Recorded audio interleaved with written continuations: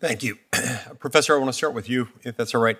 I saw you mentioned in your written testimony something that we looked at a hearing that we held last year, one that I called back when I was the chairman of the committee still.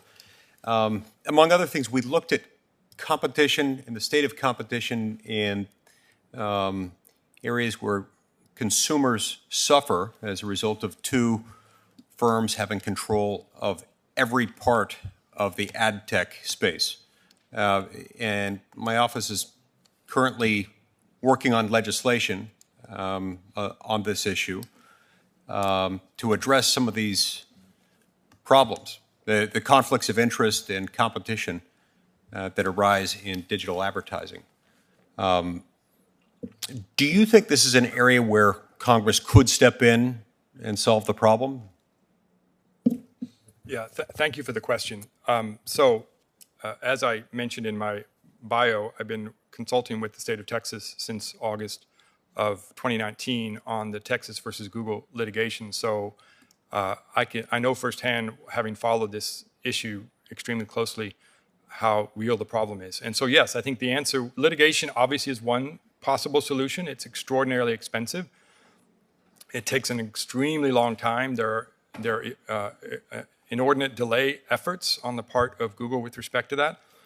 You have introduced a venue legislation that will try to help expedite the process with respect to litigation, which I think is a great idea. But to answer your question, I think there's no regulatory context whatsoever here to deal with the advertising, online display advertising market. It is right now, Antitrust is doing all of the work, right? And so one possible solution that one could think about would be to think about how the similar conflict of interest have been addressed in the financial markets and how we could impose similar conflicts of interest concerns and limitations in the online display advertising markets. So, for example, you cannot own the New York Stock Exchange, right, and then be a monopoly player on the stock exchange as a broker, right? You cannot basically funnel all of the trades that happen on your brokerage firm into your preferred exchange, right?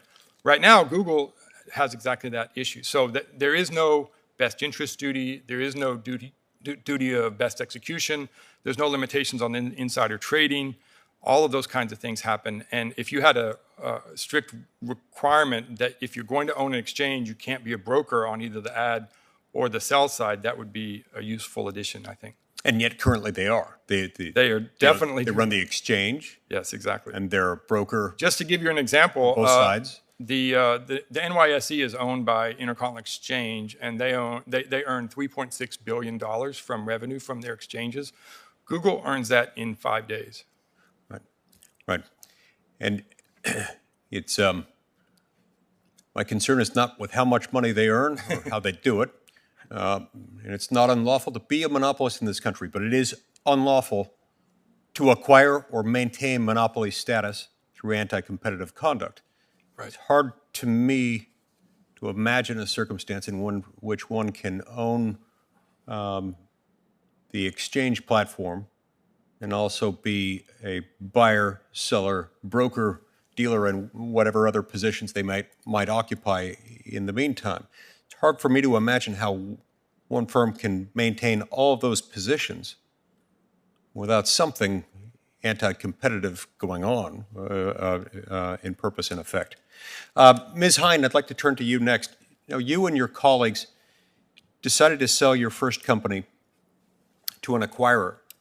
Can you explain to my colleagues and to me why any entrepreneur would choose to sell their company rather than to continue to build it with an eye toward eventually going public?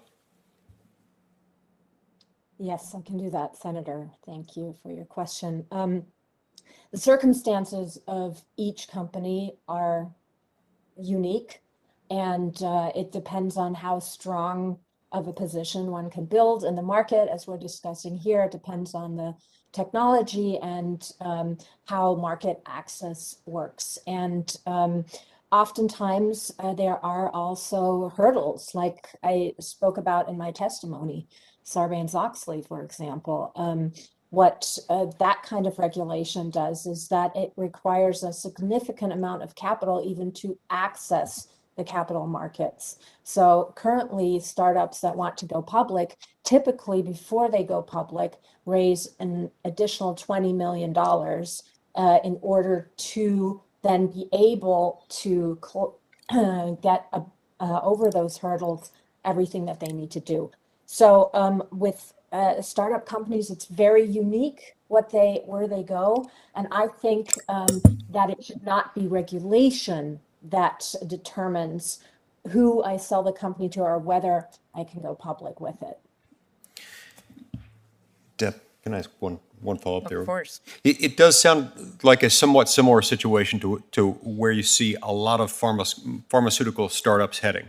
Is, as a result of FDA regulations and the capital demands on competing, on starting and finishing clinical trials, most small innovators have to get acquired in order to scale up.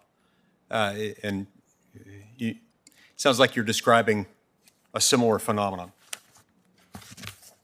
Yes, definitely. There are a lot of regulatory hurdles, and obviously there's reason for a lot of these, but my point here is that there are a lot of unintended consequences, and I am afraid that my livelihood, which exists in creating innovative companies, will be impacted by regulations that I have to abide by, and I can't do anything to control the different thresholds. For example, is the $600 billion going to stay in place or being lowered, as Dr. Moss suggests? That all makes it very scary for people like me. Thank you. Senator Durbin. Thank you.